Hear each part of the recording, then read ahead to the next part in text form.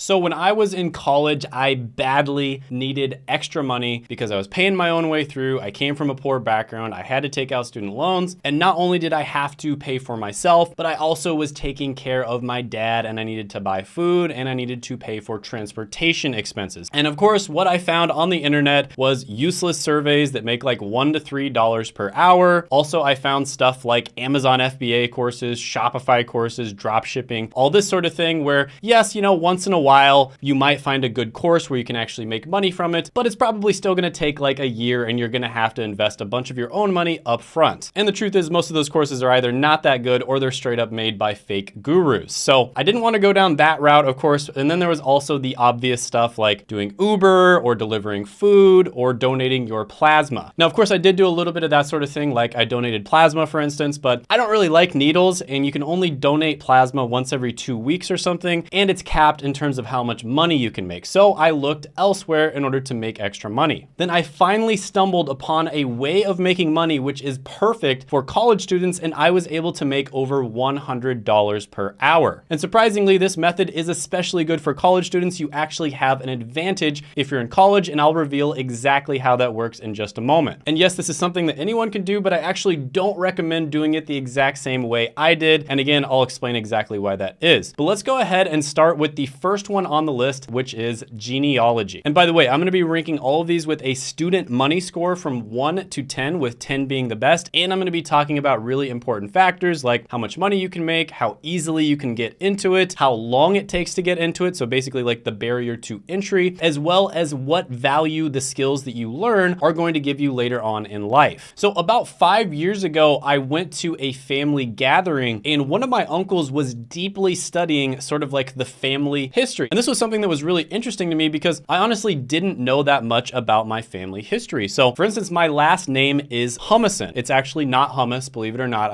That's just my nickname here on the channel. It's Humison, which means son of hummus. So I always thought that I was sort of like a Viking ancestor because that's very common with people of Scandinavian descent, right? So son of Peter is Peterson, Johnson, etc. But what I found out is apparently some of my Viking ancestors actually went to Scotland and decided to settle there. And all of this was found out by my uncle, who did extensive research on this sort of thing, and he hired a bunch of people to help him. And the people that he hired were genealogists. And believe it or not, it's actually not all that hard to get into genealogy. So for instance, these types of jobs can be found on different freelancing sites like Upwork or Fiverr. And oftentimes you might even get hired by somebody to investigate their family. And in some cases, if you're already in a family where there's a lot of people who are interested in this, they may fund your investigation. Now, if you look at Glassdoor, genealogists make about $80,000 on average, which is really good. And this is something that you can actually do part-time while you're still in school. And many of the requests that you get when it comes to genealogy are going to be incredibly simple. It's basically just looking people up on a website. Now, some of the requests are going to require a lot more investigative skill and a lot more time. And in those cases, you'll probably make a lot more money. But yeah, this is actually a really good one, and I'm going to give it an 8 out of 10 money score. Next on the list is going to be tutoring. And this is one where when I was in college, I actually started doing this. So when I was in college, I wanted to become a pharmacist. And in order to get into pharmacy school, I had to take this test called the PCAT. That's the Pharmacy College Admissions Test. Now, I ended up studying extremely hard for this test. I also did a ton of research to figure out what the best resources out there were, because to be honest with you, a lot of the resources that most people were studying turned out to not be very good. So I ended up taking the test. I scored extremely well on it. I almost had a perfect score. And my study partners that I was studying with told a bunch of other people about my score. And all of a sudden, I started getting hit up by a bunch of people who wanted me to tell them how I scored so well on the test. So the first few people I went ahead, I told them everything I knew for free. But it got to the point where there were so many people asking for my time that I started charging money. And at first I wasn't charging all that much money at all, $30 an hour, something like that. But then as more and more people asked me, I started charging more and more money. And eventually it got to the point where I was charging over $100 an hour. I believe the best that it ever got was about $180 an hour I was making. And all of this was because I scored really well on a super random niche test. Now, how does this apply to you? Well, if you have taken a test like the ACT, SAT, and you've scored well, this could be really good for you. But how about AP tests or IB tests in high school, right? So let's say you took the AP chemistry test or something like that, and you scored really well on it. That's something you could tutor people for. Or let's say you got into a college that a bunch of people want to get into. That's another thing you could tutor people for. Or let's say you're taking the MCAT or the LSAT because you want to get into medical school or law school, that's also something you could tutor people for. And also, if you're good at a subject that most people aren't good at, like mathematics or organic chemistry, again, that's something you could charge a lot of money for. And let's say you're not good at any of that stuff. At the very least, you can tutor people in English, because I assume that you are listening to this, you can understand English, and you can get paid pretty good money for that as well. So yeah, tutoring is a phenomenal way to make money in college, maybe the best possible way. You can make money right off the bat doing this. This gets a 10 out of 10 money score. Next on the list is going to be an online influencer. And this is one that I see around on YouTube quite a bit, of course. And of course, this is something where I started it myself. The first video that I ever uploaded to YouTube was all the way back in like 2010. And I played this game called RuneScape. Now, a lot of people might know RuneScape. I was really into it for many years. I probably wasted a lot of time on it, but there's also a lot of good memories I had there. But yeah, I would PK people on RuneScape, which is basically where you fight other people. And then I would upload those videos to YouTube. Now, I never planned on becoming like a famous YouTuber or anything like that. I basically just did it for fun and to be able to show my friends some of my best PKs. And I didn't start making any real money on YouTube until about 2020, right? So this is something that I did for a hobby. I also watched like thousands of hours of YouTube. And then eventually I started doing it myself and I ended up making money from it. Now, one thing that I will say is there has never been an easier time to become an online influencer. It is much easier now than it was 5 years ago, for instance. And there's also never been an easier time to actually make money as an online influencer. Most of the time, in like 2015, for instance, people who uploaded videos, even the ones who were extremely popular, were not making enough money to actually quit their job and do it full time. But now it's actually quite easy for you to do this comparatively. But with that being said, this is not something that you can do very easily. But there are going to be some people watching this video that are in a position where they would be able to grow relatively fast. And let me tell you who those types of people would be. So I've seen a lot of people who, for instance, go to Ivy League universities, leverage the fact that they got into an Ivy League university to grow their channels extremely quickly. So for instance, let's say you're watching this and you're going to Yale, Harvard, Princeton, etc. You can go out and interview people from Harvard and upload those videos on YouTube, do some pretty good editing, and there's a very good chance your video is going to get a lot of views. Another thing you can do is talk about how you were able to get into an Ivy League or prestigious university. You can also do like a day in the life of a Harvard student or something along those lines. Same thing goes if you're a medical student or a law student at a prestigious university. And same thing goes if you're watching this and you're like a doctor or something like that. It's actually extremely easy for you to grow a channel if you do it in the right niche and you're in the right situation. But yeah, I have to be honest with you, this is one where you're probably not going to be able to make money right away. So for that reason, I'll give this one a 6 out of 10 money score. One where you can make money right away though is content writing, and that's the next one on the list. Now, one thing I want to say about content writing is, in my opinion, all good content online, whether it's video, podcast, audio, etc., comes from good content writing. That's right. I hate to burst your bubble. I hate to tell you that Santa's not real, but most of the videos that you watch online are relatively planned out. You know, I have a script right here for this video, for instance. Mr. Beast probably scripts like 99% of the stuff that happens in his videos. And in order to do that, you have to have a team of content writers. Now, it's very difficult to find people that are able to write scripts for YouTube videos because it's such a niche skill. It's different than any other type of writing, and there's some specific things you need to know in order to be successful with it. But it's not just YouTube. You can write blog posts, articles, you can write for a newsletter, for instance. There's all kinds of other ways that you can do content writing. Now, there are a ton of testimonials from people who make full-time living from content writing on Reddit. I'll have some of them pop up on the screen. You can pause the video if you want to check them out. But this one is great because you can make money pretty much right away. You can do it in a job, like work for a website. You can do it as a freelancer. And then down the line, once you learn these skills, this is going to help you start a successful online content business. So this one, I'm going to give a 9 out of 10 money score. Next, let's talk about graphic design. And the story I have for this one is a few months ago, I met a big YouTuber and I was picking his brain on how he made thumbnails. And he told me that he makes something like 8 to 10 thumbnails for each video, right? He makes like 8 to 10 thumbnails and then he picks one of them for the video. And then, you know, sometimes he might switch it out if the video is not performing well. But this is how important thumbnails are on YouTube. And who creates thumbnails? Well, graphic designers do, of course. Now, graphic design is something where you need to niche down, right? You can't just be a generalist. You want to be a specialist and do something like thumbnail creation, for instance. And for the example of thumbnail creation, a thumbnail can literally make or break your video, right? So someone like Mr. Beast, for instance, if his thumbnail has like, I'm just gonna make this up, but like an 8% click-through rate versus like an 8.5% click-through rate might be the difference between getting 10 million views and 100 million views. And the reason for that is because Mr. Beast is competing with all of the other challenge channels who might have a slightly better thumbnail. So if you can make the thumbnail just like 5 or 10% better, get 5 or 10% more people to click on it, that is the kind of difference that you can have. But with that being said, this is one of those skills that does take a long time to learn and master. This is not something you're gonna get good at in a month or 2 months or 3 months. It's probably gonna take you 6 months at least to get really good at thumbnail creation. So for that reason, I'm gonna give this one a 4 out of 10 money score. Next, let's talk about digital marketing. And this is one that I talk about quite a bit on this channel because it's such a good career path for people to go down. And it's especially good for people when they are young. So I have literally interviewed like dozens of people at this point on the channel who have been able to get digital marketing jobs without the need for a college degree or previous experience. One of them was James, who was able to land a job as a 16-year-old. And of course, there are a bunch of different digital marketing niches that you can go down. So some of the biggest ones are gonna be SEO, which is search engine optimization. There's also pay-per-click, there's copywriting, etc. And this is one of those skills where it can be really good as a side hustle, can be really good in freelance, and it can be really good to get a full-time job. And the thing about marketing, and specifically digital marketing, is they tend to target younger people. And so people that are young tend to have a better idea of what type of content, what type of creative is going to appeal to people from their generation. And so younger people do tend to be a little bit better at digital marketing, and that gives them an advantage. So yeah, this one is phenomenal. I'm gonna give it a 10 out of 10 money score. Now, before I go to the next one of the things I wanna let you know is if you know a friend or a family member that is maybe going down the wrong career path, they're getting like a useless degree, something like that, or they're just confused about what to do in life, or they have no idea what they wanna do, definitely share this video with them. And the reason I say that is because I was talking to a YouTube specialist the other day, and they told me that my channel has a weirdly large amount of people who share my videos in places like WhatsApp or Facebook Messenger. And I think that's really cool because this is kind of like a grassroots movement. People see videos like this, they see that they're super valuable, I'm actually giving you really good career advice, and they share it with other people. And if you did get this video sent to you by somebody else, go ahead and comment down below and let me know. The next one on the list is going to be an IT help desk specialist. And this is another one where you can get into it extremely quickly. I just did a few interviews on my channel where someone was able to get into it in 14 days and 10 days. And the guy who was able to land this job in 14 days did it without using a computer. That's right. He actually got the job with just an iPad. And one thing I've talked about on this channel quite a bit is the technology industry is probably the best industry that you can possibly work in. I mean, the pay is great, the job satisfaction's great, you can get a remote job easily, the work-life balance is great. I mean, just everything is amazing in the tech industry. And this is probably the easiest way that you can get your foot in the door with your first entry-level job. And then from here, you can move on to all kinds of other jobs. You could move up in IT, you could go to cybersecurity and then software development, and then you could get into tech sales, all kinds of different options. Once you've got your foot in the door in the tech industry, it's very easy for you to move around to other positions. So yeah, IT help desk specialist, awesome career to get into. There are many people who actually do this while they're still in college, and a lot of them end up just going ahead and quitting college because this is just a better option. So I'm gonna give this one a 10 out of 10 money score. Next, let's talk about video editing. And this is a super valuable skill, but I'm gonna preface this by saying that you need to be really good at whatever video editing that you do. So for instance, if you are a specialist and you only edit YouTube videos, you really need to be good because the truth is, if you're in the United States of America or Britain or Canada watching this, there are many people in other countries that have lower cost of living that are also really good at video editing, right? So business owners out there, are they gonna hire somebody for like, $3 an hour who's really good at video editing or $30 an hour who's really good at video editing? I mean, which one do you think makes more sense? So if you wanna be competitive, you really need to niche down. Just being a YouTube video editor is not enough. You want to also be what's known as a retention editor. That's somebody who is really good at increasing the retention of a YouTube video. And if you wanna go even further, what I recommend doing is niching down into a particular niche on YouTube. So for instance, you could edit videos for the personal finance niche. Every single niche sort of has their own meta or feel to it. Like there's certain niches where comedy is a good thing, like all the different channels kind of do comedy. There's certain niches where you don't really need to add comedy. So learning the nuances of each of these niches are going to make you more valuable as a video editor. And you could also probably start off on TikTok or Instagram, something like that, doing the more short form stuff. But with that being said, to get really good at this is going to take a ton of practice. This is not something you can do super fast. So for that reason, I'm gonna give this one a 7 out of 10 money score. Next one on the list is going to be web design, also known as UX or UI design. So this is exactly what it sounds like. You're basically going to be designing what a website looks like or what some sort of software product looks like. Now this one is relatively easy to get into. You do not need a college degree to get into web design, but with that being said, it's not going to be super quick. One really good way to sort of dip your toe into this and start your portfolio would be to take one of the Google professional certificates. They're like $39 per month. I talk about them in other videos, and they're a great way for you to kind of put your, just dip your toe in without having to spend a bunch of time, effort, and money. So as a web designer, you need to understand the artistic side of things, but you also have to understand the analytical side of things as well. So for instance, you might do split tests where you put the buy button on the left side of the page and then you put the buy button on the right side of the page, and you notice that for whatever reason, when you put it on the left side, 10% more people buy it. And that kind of thing can make a huge difference in a company's bottom line. So although I do really like this job, you can do it freelance, you can get a job.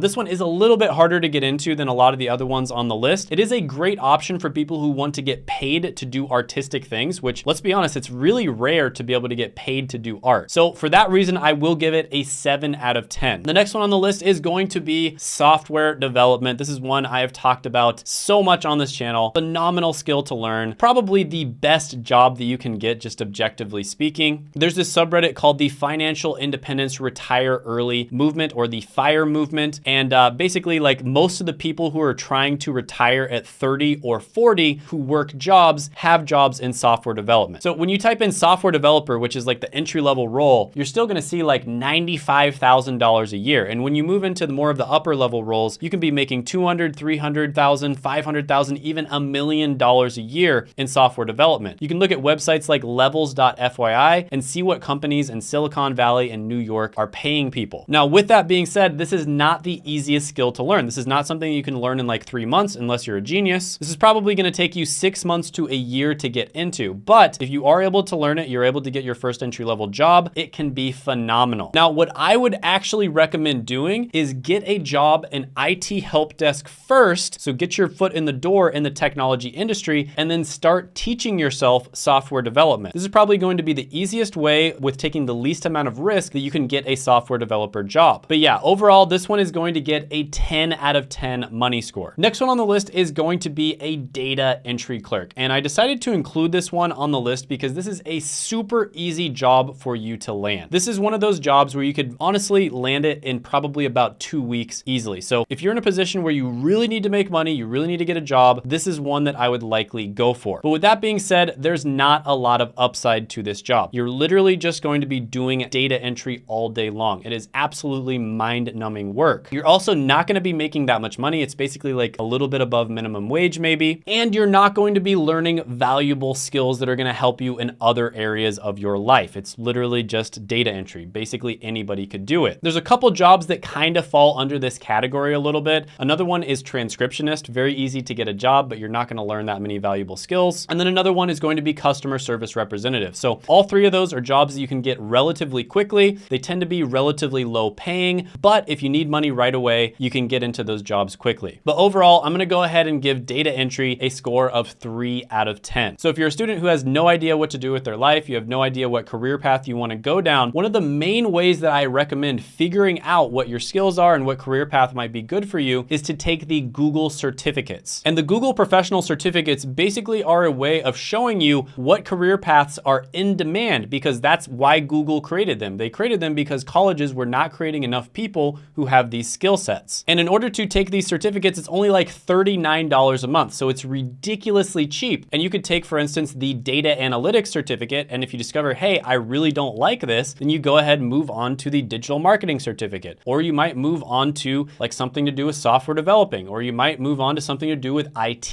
And eventually you're probably going to find something that you actually enjoy and like. And these certificates will look great on your resume. They'll really make you stand out against other students. And I actually made a video on the top 5 Google professional certificates, which you can check out right here.